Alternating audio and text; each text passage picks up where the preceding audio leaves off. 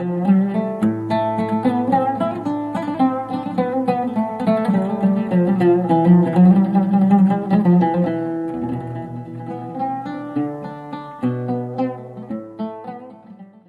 الله الرحمن الرحيم. الحمد لله والصلاة والسلام على رسول الله وعلى آله وصحبه ومن والاه. عزيزان سلام و بركتي خواي گەورەتان لەسەر بێ. خۆشحاڵ و شادمانین کە لە ئاڵقەشتری بەرنامەی بەفەڕ خواي گەورە دەرفەت و تەمەن و ماوەیدان کە بە خزمەتی ئێوەی خۆشەویست بگەینەوە. دەخوازین ئێوەی عزیز تا دوا ساتی بەرنامە بینەرمان بن بۆ ئەوەی بۆم هۆیە بتوانین ڕەزامەندی خواي گەورە بەدەست بێنین و ئێوەی خۆشەویستیش لەگەڵمانە سوودمەند بن.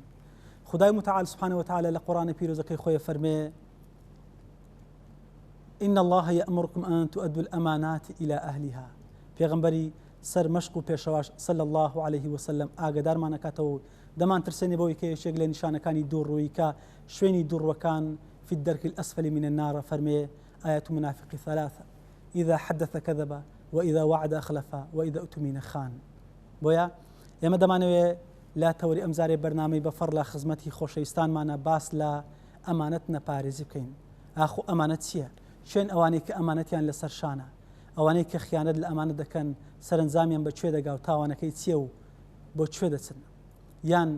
ئەو لێکەوتە و دەستکەوتانێکەوە دەبێتە مای خەجاڵەت و شەرمەزاری دنیا و دوا ڕۆژ سەبارەت بەوەی کەسانێک کە ئەمانەت ناپارێزن چین و چۆن بە کوێ دەگەن. خۆشەویستان هیوادارن تا دوا ساتی بەرنامە بینەر و بیسەرمان بن. ئێمە لە خزمەتی مامۆسایکی زۆر ئەزیز و خۆشەویست لە قەزای شەقڵاوە ڕێزدار جەنابی مامۆسا مەلا تەحسین خۆشناودا دەبین پێشنێژ و تارخوێنی مزگەوتی حوزران گردەچاڵ. ئێمە بەناوی خۆمان بەناوی ئێوەی ئەزیز و خۆشەویستیشەوە دەڕۆینە خزمەتی و سەلامی خوای گەورەی لێ دەکەین و مامۆساجان زۆر بەخێرەی. سوپاس دەکەم من. مامۆسای بەڕێز هەر لە سەرتاش ئاماژەم پێ کردبووی کە خوای گەورە پێغەمبەر صلی الله علیه و سلم باسییان لە ئەمانەت کردو و ئیدی ئاەت گەلێک و حەدیثێکی زۆرمان هەن کە باسی ئەوەکەن. جا سەرەتام دەمەوێت پرسیاری ئەو بکەم ئاخۆ ئەمانەت لە ڕوانگەی شەرعەوە هەم پێناسەشی هەم لە ڕوانگەی شەرعەوە خدا پیغمبری خاص صلی الله علیه و سلم باسیان کردووە. بسم الله الرحمن الرحيم. الحمد لله والصلاة والسلام على رسول الله وعلى آله وأصحابه ومن والاه. سرتا بخيراتني زنابتان دكم وهروا بخيراتني كنالي ئاسمانی پێیان دەکەم زۆر خۆشحاڵین ئەوڕۆکە لە خزمەت تادانیەوە ئینشاءالله لە خزمەتی بینەرانیشدا دەبین بۆ ڕوونکردنەوەی بابەتێکی زۆر هەستیار و زۆر گرنگ ئەویش کە بابەتی ئەمانەتە و بابەتی خیانەت نەکردنە کە بەڕاستی ئێمەش پێویستیمان زۆر بۆ بابەتێ و هەروەها خەڵکیش زۆر پێویستی پێ ئینشاءالله هەمومان لە ئاستی مەسئولیەت دابین و بتوانین ئەو فەرمودانەی کە خوای گەورە و حەزرەتی پێغەمبەر لە بۆ ئومەتی ئیسلامی ناردیە لەسەر پارێزگاریکردن لە ئەمانەت و خۆپاراستن لە خیانەت بتوانین جێبەجێیان بکەین و ئینشاءالله ئەگەر جێبەجێشمان کردن ئەو جێبەجێکردنە دەبیتە هۆکار و دەبیتە هۆی سەرفرازبوونی ئومەتی ئیسلام لە دنیا و هەروە لە دوا ڕۆژ. سەرەتا مەسەلەی ئەمانەت دیارە ئەمانەت وشەی ئەمانەت لە ئەمنەوە هاتیە. ئەمنیش واتە ئەمن و ئاسایش ئینسانێک کەسێک زۆر بە مرتاحی زۆر بە بێدوودڵی بژی لە شوێنێکی لە جێگایەکی لە ناو قەومێکی و ئەمانەتیش زیاتر بەرامبەری خیانەت بەکاردێ وەکو عولەمایان باسییان کردی و دەفەرمون ئەلئەمانەت ضد الخیانەتی. پێناسەی ئەمانەت زیاتر بەوەی دەکرێت ئەمانەت واتە ضدی خیانەت ئەگەر خیانەت نەبوو خیانەت نەکرا واتە ئەمانەت پێیا بوو و کابرا ئەمانەتی کرد. یان ئەسڵی ئەمانەت لە چییە؟ ئەفەرمی ئەسڵی ئەمانەت لە چییە؟ لە طمأنينة النفس. إنسان نفسي إنساني زيجير بي لشوينشي لتزيجاتشي لسر موضوعاتشي وزوال الخوف وهي ترسو لرزي نبي. أجر ترسو لرزي نبو نلسر نفس نلسر مال نلسر دوروبر أو بيد قطري أمانة وكو بيناسا باشان خواي قورا أمريكا دي بأمانة بوئاتي كتازا زناب تخوين توكا دفرمي إن الله يأمركم أن تؤدوا الأمانات إلى أهلها. خواي قورا أمريكا دي وفرماني كرديا بويكوا هەموو ئەمانەتەکان بگەێنرێنەوە خاوەنی خۆیان. جا ئەمانەتی قەولی و قسەبی چ ئەمانەتی فعلی و عەمەلی بی چ ئەمانەتی شمەک بی شمەکی خەڵکی بی هەر شتێکی هەبی ئەمانەتەکان بگەێنرێنەوە جێگای خۆی و دەستی خۆی. وإذا حكمتم بين الناس أن تحكموا بالعدل. وەدەفەرمی ئەگەر ئێوە حکمتان کرد لە بینی خەڵکی ئاگادار بن حکم بە عەدالەت بکەن. لەو ئاەتەی چەند شتێکی تێدایە. دەمەوێت لێرە پرسیارە بکەم عەفوو لەبەرچی خوای گەورە ڕێک لە دوو ئەوەی کە ئەمرمان پێ دەکا یەئمرکم پاشان دەفەرمی وإذا حكمتم بين الناس. خۆ ئەمانەت لە زۆر ڕۆ هەیە بۆ نمونە بەس لۆ زیاتر ڕوو دەکاتە حکامات و کەسانێکە بەرپرسن کە ئەو حکمێکە لە ژێر دەستیانە بە دادگەرانە بیبەنە سەر. زۆر جوانە. زار پێش وەقت لە سەقسی جەناب سەبەب نزولی ئەو ئاياتەی چ بوو ئەوە بوو کە حەزرەتی پێغەمبەر صلی الله عليه وسلم لە ڕۆژی فەتحی مەککەی کە فەتحی مەککەیان کرد لەو ڕۆژەی پێغەمبەر سەردانێکی بەیت الله الحرامی کرد چۆ ناو بەیت الله الحرام و لەوێ شویستی نوێژێکی لە ناو خودی بەیتی بکە خودی مزگەوتی بەیتێ نوێژێکی لەوێ بکە کلیلەکەش لەکن حەزرەتی عوثمانی کوڕی تەلحە بوو ئیمامی عەلی نارد فەرمووی کلیلەکەی وەگرە ئیمامی عەلی چوو کلیلەکەی وەگرت بەڵام کلیلەکەی بە قەهر بە غەلەبە وەرگرت ئیمامی عوثمان دەویست کلیلەکەی نەدا لەبەرەوەی بەرەبابی حەزرەتی عوسمانی کوڕی تەلحە ئەوان سەرپەرشتی و خزمەتی بەیتیان دەکرد دەیانویست کلیلەکە لەکنە خۆیان بوو کە ئەوەش جێگای شانازی بوو لە بۆ کەسێکی کەەوە خزمەتی ئەو شوێنە پیرۆز دەکرد بەڵێ لە بۆیان مابوو بابل کە خزمەتی بەیتیان دەکرد سیقایا و ئاودانیش عایدی بنەماڵەی ئیمامی عەباس مامی حەزرەتی پێغەمبەر بوو صلی الله عليه وسلم ئیمامی عەلی کە کلیلەکەی لە حەزرەتی عوسمان وەرگرت هینای پێغەمبەر چوو دوور کەعات نوێژی کرد پاشان ئیمامی عەباس سوئالی لە پێغەمبەری کرد و داوای لە پێغەمبەری کرد کە کلیلەکەی نەداتۆ حەزرەتی عوسمان بداتۆوان لۆی چۆن هەتا ئێستا سیقایا و ئاودان و ئاو تەوزیعکردن عایدیوان بۆ عایدی ئەو بنەماڵەی بووە وارووا خزمەتەکەش هەر عایدیوان بی و تازەش فەتحی مەککەی دنیاکی نوێ و ئەوەی ڕۆیشت لە هەتا ئێستا ڕۆیشت نەما ئەو ئاەتە دابەزی کە ئەو ئاەتە دابەزی حەزرەتی پێغەمبەر ئەمری بە ئیمامی عەلی کرد کە کلیلەکەی باو تەسمیلی حەزرەتی عوسمان بکاتەوە کە کلیلەکەی تەسمیل کرد حەزرەتی عوسمان زۆری پێسێری بوو کە یەکەم جار بە خورتیان کلیلەکە لێستاند و ئێستاش زۆر بە خۆشی بۆ زۆر بە لوتف زۆر بە نەرمی کلیلەکەیان تەسمیل کردو زۆری پێسەیر بوو کە پێی سێر بوو گوتی پێم سەیرە ئەو کلیلە بەو شێوەی هینا و تەسمیلی من کردو ئەوجا ئیمامی عەلی ئەو ئاەتەی خوێندو کە فەرمووی خوای گەورە ئاەتی نازیل کرد لەسەر ئەو مۆزوعی و ڕاستەوخۆ حەزرەتی عوسمان کە هەتا ئەو کاتی کافر بوو ئەو کاتی موسڵمان بوو ئیمانی هینا و هاتە خزمەتی پێغەمبەری صلی الله عليه وسلم ئەزا ئەو ئاەتە دابەزی طبعا ئەو ئاەتە لەسەر چێ دابەزی لەسەر حاکمێکی گەورە کە حەزرەتی پێغەمبەر بوو و هەروەها کەسێکی کافریش هەتا ئەو لەحزی کافر بوو کە پاشان بۆ پیاوێکی زۆر بەڕێز سەحابەکی خۆشەویستی پێغەمبەری ئەوە چەند شتێکی لە ناو خۆ دەگری ئەوەی بەشی دووەمە ناو خۆ دەگری کەوا وإذا حكمتم بين الناس أن تحكموا بالعدل ئەمانەت و خیانەت زیاتر لە هەموو کاتێکی ئیتیمامی پێ بدرێت لە کاتی حکمە دەسەڵاتە و لە هەموو کاتێکی گەورەتر لە کاتی حکم و دەسەڵاتە بەرێ ئەمانەت لەسەر هەموو کەسێکی وەکو فەرد واجبە وەکو مجتەمەعش واجبە بەڵام زیاتر لە چەند دەرو دەرەکەوی لە بینی کەسێکی حاکم و واروە خەڵکێکی محکوم لە بینیوانەوە دەردەکەوی ئەوجا پێغەمبەری شەکەی خۆی جێبەجێ کرد وەکو حاکمی مطلق و حاکمی گەورە و ڕەعیەیەکیش کەوا هەر چەندە لەسەر دینی پێغەمبەریش نەبوو بەڵام پێغەمبەر جێبەجێ کرد و کلیلەکەی تەسمیلی خاوەنەکەی کردەوە کە ئاەتیش لەسەر دابەزی جا لەبەر هەندێ لە زۆربەی ئاەتەکانی قورئانی کە باسی ئەمانەت و خیانەت دەکرێت حتمەن لە پاشی باسی حکم و دەسەڵات دەکرێت چونکە زیاتر لە هەموو شتێکی ئەمانەت و خیانەت پەیوەندی بە حکومەت و دەسەڵاتویە لەبەوەی کاریگەری زیاتر هەبێت لەسەر کۆمەلگا دەسەڵاتە زیاتر ئەگەر ئەمانەت پارێزی ئەوەی کە پێغەمبەری خوا صلی الله علیه و سلم باسی دەکات ئەمانەت هەڕەشەمان لێکا دەمان ترسێنێ چۆن باسی کرد بەڵێ دیارە پێغەمبەری صلی الله عليه وسلم لەبارەی خیانەت ئەفەرمی سێ شت هەنە علامەت و نیشانەی نیفاقن یەک لەوان إذا حدث كذب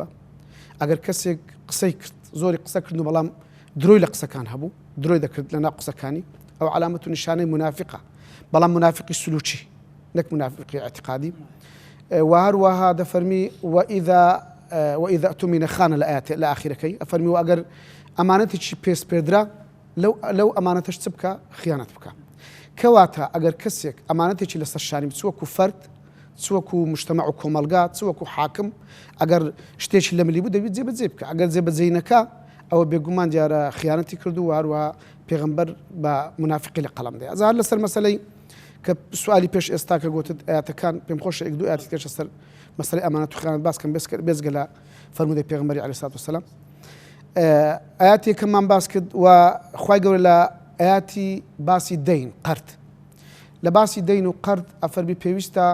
ئەو کەسانی کەوا قەرد لێکتر دەکەن و یان معامەلە دەکەن دوو شیادان بگرن دوو شیاد هەبن ئەو دوو شیادەش لە بۆ چیە لە بۆی کە وەختێکی لە وەختان وایاد ئێکدیبینەوە یان ببنە شیاد لەسەر مەوزوعەکەی لەسەر مەسەلەکەم و بەستەکەی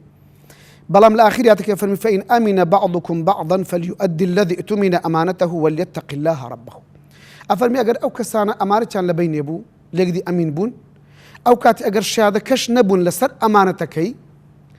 ئەتوان ئیشەکەی بکەن دیارە دوو شیاد دانریا لە بۆ هەندێک مەوزوعان بەڵام ئەو مەوزوع ئەگەر ئەمانەتێکی نەو جوان و ڕێک و پێک هەبوو ئەو دووشادەی پێناوێ ئەوەش زۆر گرینگە یعنی ئەمانەت کەتیتە مقابل و بەدەلی شادانش زاروەیە لەبات شادەکەی واللهی لەبەرەوەی ئەگەر ئەمانەت دروست بوو ئەگەر کەسێک یان کۆمەڵگەیەک لەسەر ئەمانەت ڕۆیشتن و خیانەتیان لەناو نەبوو ئەو خەڵکە ئەو کۆمەڵگەیە ئەو کەسە دەبیتە کەسێکی ڕەفیع کەسێکی بەرز کە بۆ کەسێکی بەرز جێگای متمانە کە جێگای متمانە بوو ئەو کاتی بە زەحمەت ئەو متمانی لە دەستەدا دائیمەن محاوەلا کا لەسەر متمانەکەی خۆی بمینێ جات وەکو فەرد و وەکو کۆمەڵگە وارووا دیسا خوای گەورە هەر لەبارەی ئەمانەتێ فەرمی باسی صفەتی مسلمانان و ئیمانداران و سەحابەکان دەکا کە دەفەرمی والذین هم لأماناتهم وعهدهم راعون سەحابەکانی پێغەمبەری متەقیەکان لە خوا ترسەکان پیاوە باشەکان چێنە ئەوانەی کەوا دائیمەن چاودێری ئەمانەت دەکەن چونکە ئەمانەت لە هەموو شتێکی هەیە ئینسان هەر بستی و دابنیشی ئەمانەت و خیانەتی تێدەیە بچیتە ماڵێکی ئەمانەت و خیانەتی تێدەیە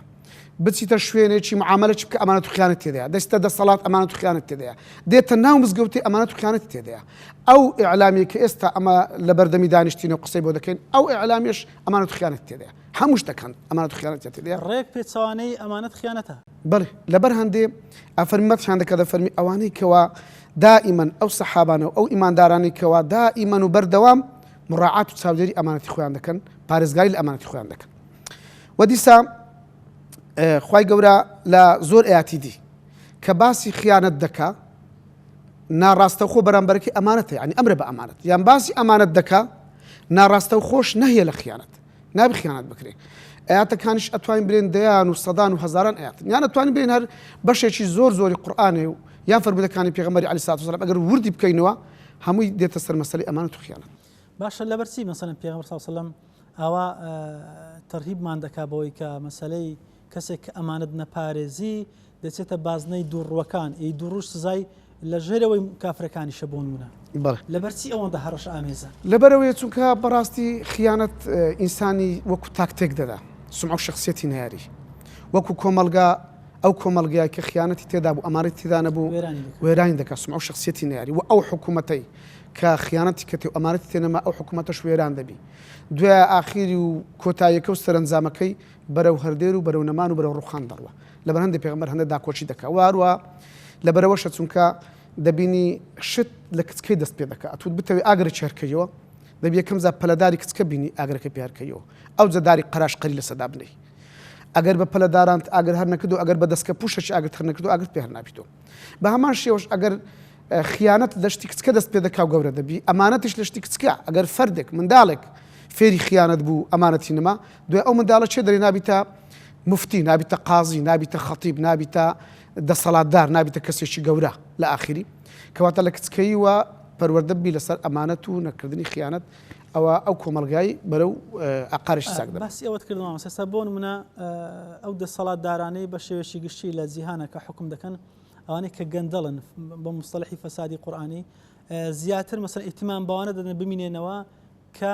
ئەمانەت ناپارێزن ئاخۆ لەبەر ئەوەیە کە دەیانوێت بەخۆیان لەسەرین و بەردەوام بێ یان هۆکارەکەی چییە زیاتر مەسەلەی خیانەت چونکە ئینسانی خائین و ئینسانی منافق و ئینسانی خراپ ینی کەسی چاک جێ نابێتەوە لە پەنای شتی خراپ قازانج دەکا کابرای زەلام کوژ لە پەنای خەڵکی خراپ دەتوانێت استیفادە لە وەزی خۆی لەوێ داڵدە دەدرێت بەڵێ کابرای خائین کە نیەتی لەسەر خراپەیە لەناو خەڵکی ڕاست و دروست و باش ناتوانێت خیانەتی بکات دەبی ئیلا محاولە بکات خەڵکێکی خراپ و خەڵکێکی خائین کۆ بکاتویان بیستە ناویان ویان لە دەوری خۆیان کۆ بکاتەوە بەردەوامی خۆی بۆی کەوا هەم خیانەتی خۆی بەردەوام بی و هەم ئەو مەبەستەی کە لە دڵی دەیە ئیشەکەی خۆی بەردەوام بکات ئێمە وەکو تاک وەکو مسلمان چۆن بتوانین مەسەڵەن خۆمان بپارێزین بەوەی کە نەڕۆینە بازنەی ئەوەی کە ئەمانەت نەپارێزین تاکو ئەو سزای کە خوای گەورە داینایە نەمانگرێتەوە هەمیش لە دنیادا ئاسوودە بژین زیاتر تطبیقکردن و جێبەجێکردنی ئەمر فەرمانەکانی خوا و حەزرەتی پێغەمبەر عەلەیهی سەلاتو وەسەلام دەستگرتن بە ئاینی پیرۆزی ئیسلام چاکترین شتە لەوەی کە ئەمە ڕابین و بەردەوام بین لەسەر ئەمانەت و واروە پارێزگاریکردن لەسەر ئەمانەت یان داخل نەبوونی خیانەت نەچوونە ناو خیانەت ئەگەر وامان کرد لەسەر ئەو دینی بەردەوام بووین ئەوە توانین ئەو شەی بکەین و ئەمانەت بمینێ ئەگەر ناش بەڕاستی هەمومان تووشی خیانەت کە بە خۆمان کردمان و جێبەجێمان کرد چۆن فەرمان بکەین بە پارێزگاری لە ئەمانەت و دوورکردنەوە لە خیانەت وەڵا ئیدی پارێزگاریکردن لە ئەمانەت ئەمرکردن ئەوە وەکو ڕێو شوێنەکانی دانرێنە بە تەدریجی ئەوەی بە زوبان ئەمر بە خەڵک بکە کە خیانەت نەکرێ و ئەمانەت بەرپا بکرێ و ئەوەی لە دەسەڵات بتوانانی ئەو ئەمانەت و خیانەتی بەرپا بکە خیانەت نێری و ئەمانەت بەرپا بکە سزادا بندرێ لە بۆ ئەوەی کە ئەو کەسێک کە خیانەت دەکا ئیدی هەتا ئاخری کۆمەڵە ڕێو شوێنەکەیە کە بگرێتە بژیرێتە بەر لەوەی کە ئەمانەت جێبەجێ بی و خیانەت نەکرێت بەڵام ئەو کۆمەڵە ڕێو شوێنش چێ بیکە دەبی کەسێکی وا بیکە کە بۆ خۆی یەکەم زار کەسێکی ئەمین بی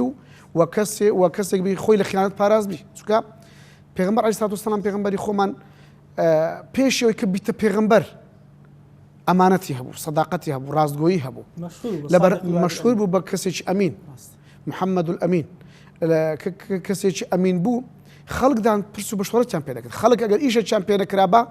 بەویان دەستپار ئەویان دەینادایان کردا ئەگەر چی بە عمر و تەمەنیش کچکە بوو بەویان دەکرد ئیشەکە بەویان جێبەجێ دەکرد چونکە کەسێکی مەشهور بوو بە ئەمانەت بە ئەمین خی گەورە ئیستفای کرد و هەڵی بژار لەبەر سیفەتی ئەمانەتی بۆ نمونەکە دەسەڵاتێکی وا بەرزی دایە کە پلەی پێغەمبەرایەتیە ئێمەش دەبێت چاولەوە بکەین کەسانێک بۆ نمونە بکەینە بەرپرس و فەرمانڕەوایی خۆمان کە بەڕاستی ئەمانەت پارێز بن ئەمانەت تەمان بێگومان دیارە ئاینی پیرۆزی ئیسلام لە هەموو ئاینێکی زیاتر داکۆچی لە ئەمانەت کردیە و خۆپاراستن لە خیانەت بەڵام ئیوا هەیە شخصی وا هەیە حتا مسلمانیش نییە و مسلمانیش نەبووە بچینە باوەڕی بە ئاینی پیرۆزی ئیسلامیشنەوە بەڵام لەو مۆزوعی ئەمانەت و خیانەت پارێزگاری دەکات خۆی دەپارێزی چوا دەکە خۆیان پارێزم سەزە بۆن لە ئەوروپا تەماشا دەکەین بەڕاستی مسلمانان نەدەژین لە هەمان کاتە ئیماندار نین لەوەی سیفەتی ئەمانەت پارێزان هەیە بۆن منێک لە سیفەتەکان زیاتر پێدەچی قانون و پێڕۆ و پرۆگرامی وڵاتیان قانونەکەیان وابی لە قانونی خۆیان لەچاتە خۆوانە ئەو قانونی ئاسمانیان نییە بۆ دەبێ ئێمەی مسلمان ئاوانە بین ئەوانش ئاوا بۆ شێوە هەرچی قانون هەیە لەسەر زەوی هەموو قانونەکان لە قانونی سەماوی وەرگیراینە لە قانونی سەماوی ئەوجا ڕاستەوخۆیان ناڕاستەوخۆ إلا يكم زار لقانوني أسماني وجيراني أو ذا باشان زيادو كمية تكريا أو رقا قانون كسبين قانون شكو دزان سر كراسي دنيا بيوي بون من إيوان بوي أوان زي بزيدة كان بله زمان بس أو يبرم كلا قانوني أسماني وجيراني قانوني أسمانيش لبو تساعد لبو مصلحتي إنساني لبو جيان هاتيا لبو هرتي مصلحته برجوان جراب شيء لبو إنسان كان وهرتي ضرر وزيان شا لا بدأ لستمروا كان لبون دياتيا لبرندي همو قانون كان استنباطي قانون كان إخوان كرجا لا قانون السماوي أو زراسته وخوان نراسته دكري بلين أمانتنا باريزي يام بيتسانك كخيانة يشيك بلين نشانة كاني قيامت بيجومان باريز قالين كردن لا أمانة يكل نشانة كاني قيامت وكو بيغمبر فرمي عليه الصلاة والسلام باشترين قرن وظروف زمان قرني منه بيغمبر فرمي لو تسوكا أمانتي زور أمانتي ذا خيانتي ذا نبو زافر ثم الذين يلونهم أو أواني كوال دو من دين اللي عندك فرمودان سيد زارهاتيا يعني سي قرن باش بيغمبري سي قرن باسكجا أو كلا دو من دي أو كلا دوان دي أو زافر ثم يكونوا بعدهم قوم يشهدون ولا يستشهدون أفرمي قومك بيادبن أو قوم شادي أدن بأوي كوا داوا الشاديان اللي بكري أو خيانته يعني أو خيانة قولية أو قوم شادي أدن لسرزور موضوعان داوا الشادي شان هناكري يان خيانة أكن بأوي كوا بكرينا أمين لسر موضوع شيء موضوع يان هرشتكا أوان خيانة تذا أكن واروها النظرانش أكن ودواش وفابا نظري خوان أكن يان بيغمبر عليه الصلاة والسلام زوري خوبارستيا لا خيانة هذا برويت خيانة كارج زور خرابة كدائما داي فرمي اللهم إني أعوذ بك من الجوع فإنه بئس الضجيع فرمويتي يا ربي خدايا خوبتو أبارزم لا برسياتي چونکە برسياتي خرابترين شتە إنساني دائني تعاردي وإنسان بارداتو يعني هیچی پێ ناکرێ و دەکەوی بۆ معناه يعني نەئیشی دنیای پێ دەکرێ نەئیشی قیامەتش عیبادتش پێ دەکرێ برسياتي ئەوزە لە پاشان فەرمیم وأعوذ بك من الخيانة فإنها بئس البطانة وأفرمي يا ربي خدايا خوبتو أبارزم لە خيانەت چونکە بەڕاستی خراپترین شتی ناخی ئینسانیە کە دەناو دڵ و دەروونەکەی دەیە ئەو شتێک کە خراپترین شتە دەناو دڵ و دەروونی ئینسانی دەیە ئینسان ئەگەر وەدەری هەیە خست بە هەر ئەعزایەکی لە ئەعزایەکان بەڕاستی هەم زەرەر لە خۆیدا و هەم زەرەر لە دەور و بەریشەدا ئێستا دەبینین ئەو علامەت و نیشانە پێیا بووە چونکە ئێستا دەبینین خیانەت بە چاو هەر زۆرە بە دەست هەر زۆرە بە زوبان هەر زۆرە بە مێشک و فکر و ئەندێشە هەر زۆرە لە هەموو شتەکانیش و چوویتە ناو هەموو دام و دەستگایەکانیش ئیدی ئەوە ڕاست و دروست فرمودەی پێغەمبەری عەلەیهی سەڵات وسەلام کە یەکە لە نیشانەکانی قیامەت هیچ کەسێک خاڵینە لە گوناح و تاوان مامۆستا بەڵام باقی گوناحەکان ئیدی خوای گەورە هەلام گوناحەکان خۆشە بێ بەڵام مەسەلەی خیانەتکردن لە بەرەوەی زەرەر و زیانی هەم لە بۆ خۆی هەیە هەم لە بۆ دەوروبەر و کۆمەلگا و هەتا لە بۆ خاک و نیشتمان بە شێوەیەکی گشتی هەیەی لەبەر ئەوەی زیاترەوە لەسەری قوڵ کراوەتەوە. پێغەمبەر دەفەرمی صلی الله عليه وسلم خوای گەورە ئەگەر کەسێک شەهید بی لە پێناوی خوای گەورە لە هەموو گوناه و تاوانێکی خۆشە بی ئیلا حق الناس خوا لێ خۆش نابی قەرد خوا لێ خۆش نابی. خیانەتیش دەستە ئەو بابەی کە کابرا خیانەتی دەگەر کەسێکی کرد ئەو خیانەت ئەوزە بە ماڵە بە نەفسە بە هەر شتێکی هەیە ئەگەر مقابلەکە گەردەنی ئازانەکە حەقی بەرامبەری دەکەوێتە سەرێ کە حەقی بەرامبەری کەتە سەرێ بە گەورەترین ئەزر و پاداش کە شایەتە ئەوزە لە بەناستە دەری ئیلا دەبێ خاوەن حەقەکە گەردەنی ئازان بەڵێ یان بیدات و حەقەکەی یان خاوەن قەردەکە قەردی خۆی و حەقی خۆی لەوەرگریتەوە. ئەگەر ئێمە ئەمانەتمان پاراست ئەو بەرهەموو بەروبوومانەت چینکەوە وەدەستی دێنی مامۆستا. ئەمن و ئەمانەت لە ئەمانەت پارێزی دێ ئەگەر هەر کەسێک وەکو تاک وەکو عائیلە وەکو وڵات ئەمانەتی لە ناو بوو پارێزگاری لە ئەمانەت کرد بێگومان ئەمن و ئەمان پیا دەبی خۆشگوزەرانی پیا دەبی خەڵک هەمووی دەبیتە جێگای متمانە و سیقەی یەکتر مشکلە و کێشە کەمە بی ئەگەر هەژی بەڵام زۆر کەمە بی جا خوای گەورە وەکو منەتێک لەسەر مەسەلەی ئەمانەت وەکو منەتێک لەسەر عەبدەکانی خۆی دەفەرمی فليعبدوا رب هذا البيت الذي أطعمهم من جوع وآمنهم من خوف. ئەنگۆ عیبادەتی خوای گەورە بکەن ئەو خودایکەوە أطعمهم من جوع نان و خواردن و خۆراکی دایتە خەڵکی لە کاتی برسیاتی کە ئەوە ناز و نعمەتێک و پێویستە شکرانی لەسەر بکرێ وآمنهم من خوف و هەروە ئەمینیشی کردینە لە ترس و لە ڕزق کەواتە ئەوەش ناز و نعمەتێکی گەورەی و پێویستە هەموو کەسێک شکرانی خوای گەورە لەسەر بکە. پێغەمبەر فەرمی عەلەیهی سەڵاتو وەسەلام من أصبح منكم آمنا في سربه هەر کەسێک بەیانی بکاتەوە آمنا في سربه ئەمین بی لە ماڵی خۆی لە بلێفی خۆی لە دەوروبەری خۆی لە ناو عائیلەی خۆی ئەمین بی کەس تعرضی ناکە لە مەسەلەی نەفس لە مەسەلەی ماڵ لە مەسەلەی زبان لێدان و بوختان پێکردن لە هەموو مەسەلەکان ئەمین بوو معافن في بدنه و هەروەها بەدەنی خۆشی بەدەنێکی ساغ و سەلیم و سیحەتێکی خۆشی هەبوو وله قوت يومه خواردنی شەو ڕۆژێش هەبوو بەس ئەک شەو یەک ڕۆژ چونکە وڵاتێکی ئەمینە شوێنێکی ئەمینە ئەتو خواردنی ئەو ڕۆت هەبوو سبەینێش بێگومان پیا دەبی چونکە عەدالەت هەیە ئەمانەت هەیە كأنه هەموو دنیا ملکی ئەو کابرەیە كأنه ئەو کابرەیە ئەو کەسە صاحبی هەموو دنیایە. جا بەڕاستی مەسەلەی ئەمانەت ئەمن و ئەمانەت ئینسان وچی دەبینی کە خیانەت زۆر بوو ئەمانەت کەم بوو ئینسان فکر زۆر لە ژیانی خۆی دەکاتەوە طول الأمەلی پیا دەبی ئەوجا دەرێ من ناژم ئەوەندەی پارە و پول و سەرۆت و سامانی هەیە هەر پێی کەمە دەرێ ئەومە بای مانگەشی دەکات بای ڕۆژێکم دەکات بای نازانم چەندم دەکات یعنی دائما لە قەلەقی نەفسیە وا دەزانین لە بندارێکە یەک پەلکی پێوە نییە وا دەزانانی دائما لەبەر سەرمایە لەبەر گەرمایە چونکە دڵ و دەرونی مرتاح نییە ژۆری مرتاح نییە بەڵام ئەگەر ئەو کەسە لەناو ئەمن و ئاسایشدا ژی و هەروەها ئەمانەت زۆر بوو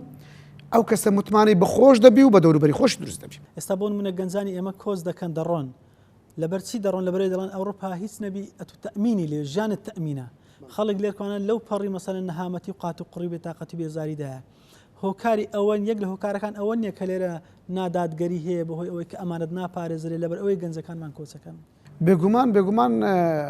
گەنجەکانمان هەر لەبەر ئەوەی زیاتر کە مەسەلەن ئیش و کار وەکو پێویست نییە یان تەعینات نییە کە گەنجێکە ژیانیان ئەمین نییە بە عام کە ژیان ئەمین نەبوو کە کەسێک سیقە و بڕوا متمانەی بە ژیانی مستەقبەلی خۆ نەبوو بە داهاتی خۆ نەبوو مەجبورە فکر لە وەز و حاڵی خۆی بکاتەوە ئەگەر چی پێم خۆش ئەوەندە بێت ئەگەر چی ئەو حەلەش حەلێکی زۆر غەڵەتە حەلێکی ڕاست و دروست نییە کە کابرا ئەو حەلەی هەرەبژێری و کۆز دەکا و دەڕوا حەلیدی هەیە لە ناو خۆی شتیدی بکە ئیشی بکە یان بە هەر نەوعەچەبی ژیانێکی بۆ خۆی پیا بکە و تەئمین کات چاکترە لەوەی کەوا دەڕوا ئەو حەلێکی غەڵەتە پێم وایە بەڵام مهم ئەو کابرا ناچار تووشی حەلی غەڵەت دەبی تووشی شتی خراپ دەبی تووشی کاری خراپ دەبی لەبێ ئەمانەتی لە کاتێکا بۆ نمونە داهاتێکی زۆرمان هەن دەتوانین ینی بۆ پەڕی شاهانە بژین هەر تا چێک لە ئێمان بەڵام لەبەر ئەوەیە کە خیانەت دەکرێت لەو ئەمانەتی کە هەیە ناگرێتە شوێنی خۆی لەبەر ئەوەی ئەو هۆکارەکە دروست دەبێت بێگومان خیانەت هەیە خیانەت لە هەموو پێم وایە لە هەموو چین و تەبەقەچی هێستا بەعام بەڵام خیانەتی هەندێکی لە هەندێکی گەورەتر و گرانترە کەسێکی هاوڵاتێکی فەقیر و هەژاری ماڵی خۆی خیانەتێکی دەکا یان کابراک لە وەزیفەی خۆی خیانەت دەکا فەرقی هەیە دەگەر کابرایکی دەسەڵاتدار و دەسەڵاتی وڵاتی لەژێر دەستی بی دەگەوەی فەرقی هەیە جا بێگومان ئێستا پێم وایە خیانەتەکە عام بووە لە هەموو دام و دەستگایەک و لە هەموو شوێنەکان هەیە بەڵام هەر کەسی بە ئاستی خۆی جا پێویستە بەڕاستی لە کچکەی تا گەورەی هەمومان فکر لە وەزعەکەی بکەینەوە فکر لە حاڵ وەزعەکەی بکەینەوە و هەمومان بگەڕێینەوە بۆی کەوە ئەو ئەمانەت و ئەو خۆشگوزرانیەی کە لە ئەمانەت و لە نەکردنی خیانەت دەستدێ هەمومان وا بکەینەوەی هەمومان لە ژیانێکی خۆش بژین هەر تاچێکی ئێمە بۆ نمونە ئەوەندە دەسەڵاتی کە هەیەی بۆ نمونە ئەمانەتێک لە ژێر دەستی ئەگەر مادەی هەر شتێک یان خائینەت الئەعیونە خیانەتکردن لە خۆیان لە بەرنامەکەی خۆیان هەر شتێکە لە ژێر دەستی ئەگەر ئەو کەسە چەند پلەی بەرزتر بێ بە هەمان شێوە خیانەتەکەشی گەورەتر نابێ بێگومان الأجر على قدر المشقة ئەجر و پاداش بە ئەندازەی مەشەقەتە چەندی خۆتمان دیکە ئەجر و پاداش زیاترە و چەندەش ئەتوو خیانەتت زیاتر بی گوناه و تاوان زیاترە و چەندی ئەتوو داکۆچی لە ئەمانەت بکەی خێر و ئەجر و پاداش زیاترە یعنی ئەتوو ئەگەر ئەتوو کەسێکی بەرداغە ئاوێک لەژێر دەستی خیانەت دە بەرداغە ئاویدا بکەی و بەڵام کەسێک تەنچی ئاوشی لەبەردەستە خیانەتە تەنچی ئاویدا بکە بێگومان ئەوەی پەرداغی گوناه و تاوانی کچکەترێ لەوەی کەوا خیانەت لە تەنچی ئاوێکی دەکات بێگومان وایە کەسێک زۆرتر شتی لەبەردەستی بوو و خیانەتی زۆرتر بوو گوناه و تاوانیشی زۆرترە بارەکەش زیاتر لەسەر ملیویە شتێک مایە لە بەرهەمەکانی ئەمانەت پێمان بڵێ مامۆستا والله جا فوائد الأمانة طبعا زورن ئەوانەی کەوا دەبنە یعنی لە ئەمانەتی بەبەروبووم دێن یان سوودیان لێ وەردەگیرێ زۆرن بەڵام هەندێکی بە کورتی باز دەکەن یەکەمیان ئەمانەت دەبیتە فائیدەی چی یعنی سوودێکی بەخشی ئیمان و ئیسلامەتیشی جوان و ڕێک و پێک طبعا ئەمانەت کە دروست دەبی لە چ دروست دەبی لەوەی کابرا ئیمانێکی پتەوی هەبی و هەروە ئیسلامەتیشی جوان جێبەجێ بکە ئەگەر ئەو ئیمانە و ئەو ئیسلامەتی هەبوو بێگومان چی لێ بە فایدە دێت چی لێ بە سوود دێ ئەمانەتش خۆش گوزەرانیە قازان دەستپاک دەردەچێت بەڵێ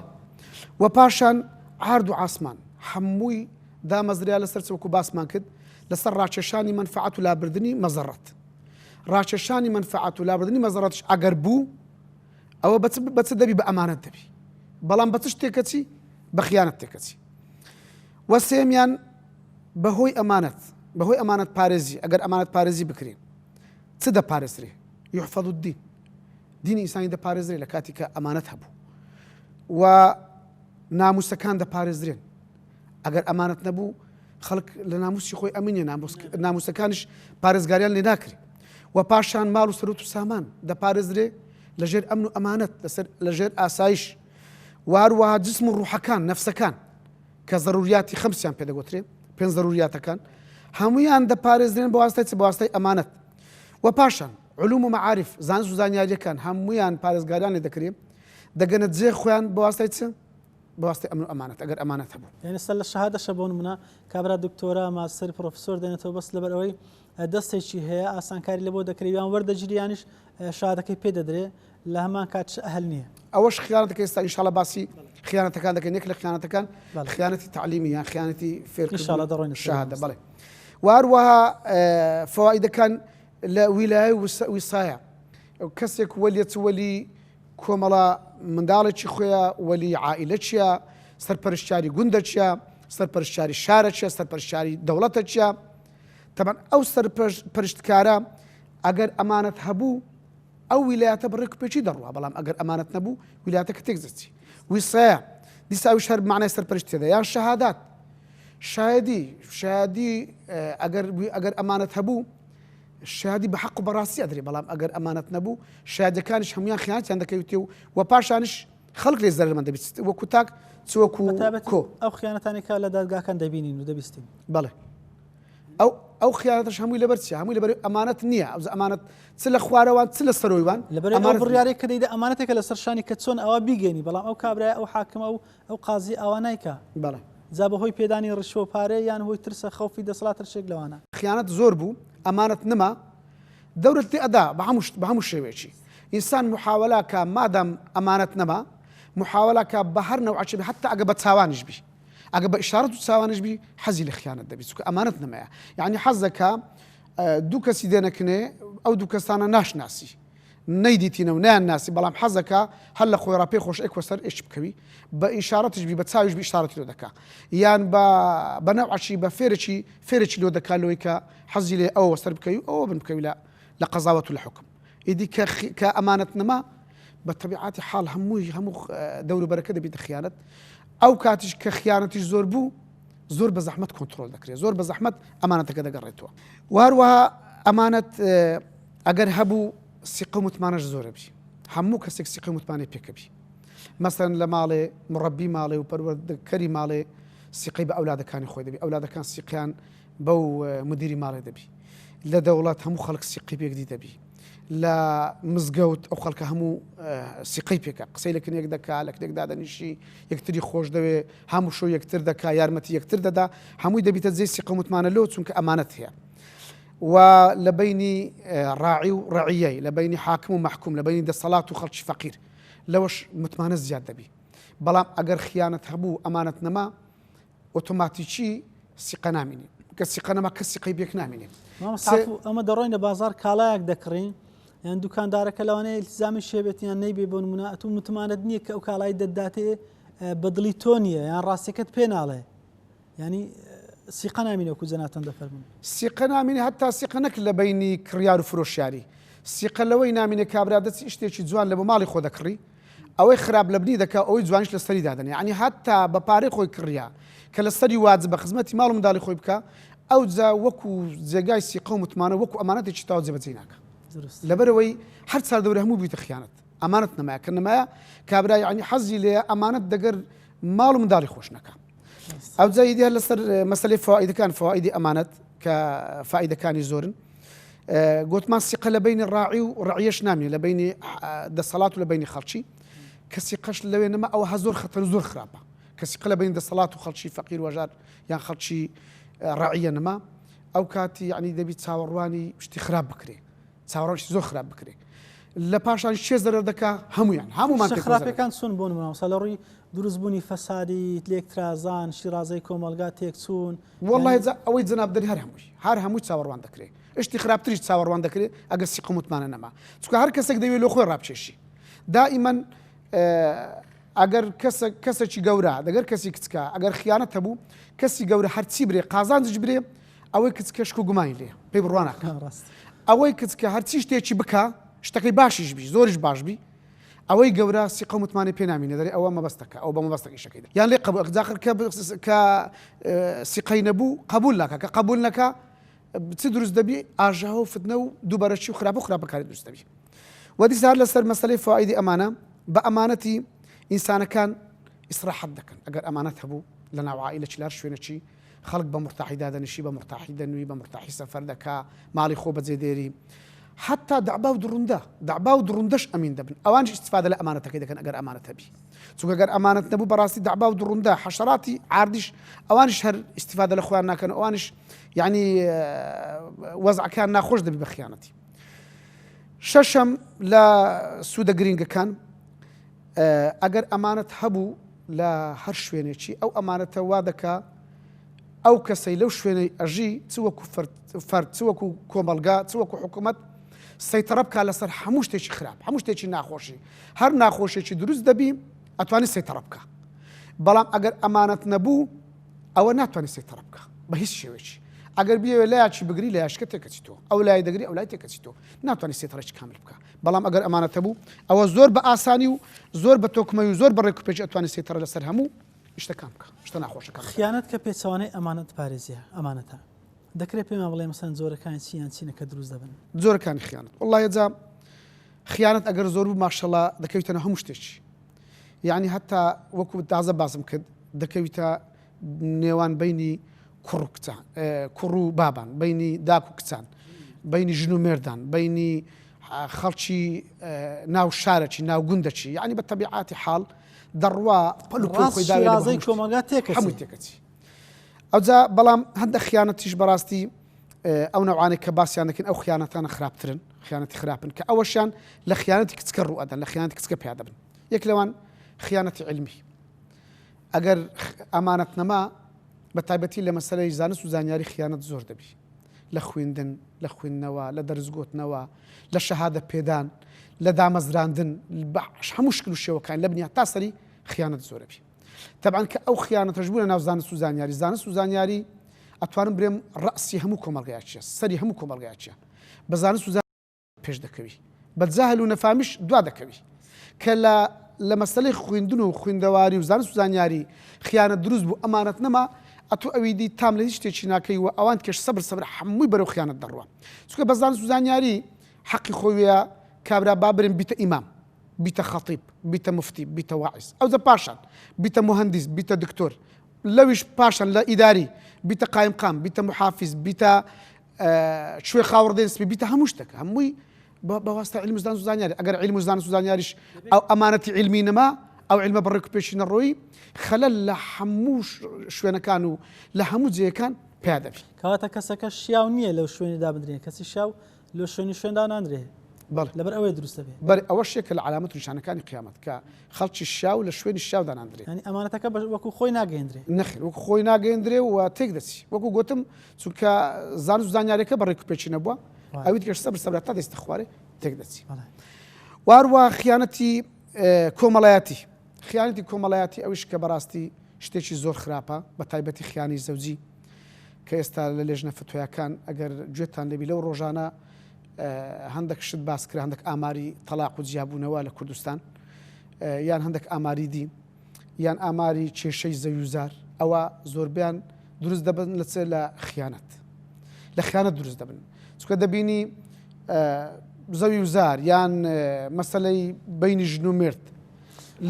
بەرسان و لە ژنەی فتووە لە قەزای شەقڵاوە بڵێن ئەو قەزانە کە دێتە لاتان زیاتر مەسەن لە سڕێکن و هۆکارەکانی چین وڵای کێشەکان زیاتر تەفریق و جیابوونەوەنە تەلاقن هۆکارەکانی چین مامۆستا جیابوونەوە هۆکاری تەلاق وەڵا گەلێک زۆرن بەڵام ئێستا ناتوانین کە بە زۆری بۆ نمونە وارد دەبێت بەڵام هۆکاری پێم وایە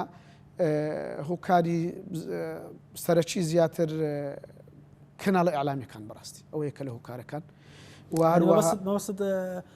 فلیمەکانەوەی کردیا هەم مسلسلات و فلیمەکان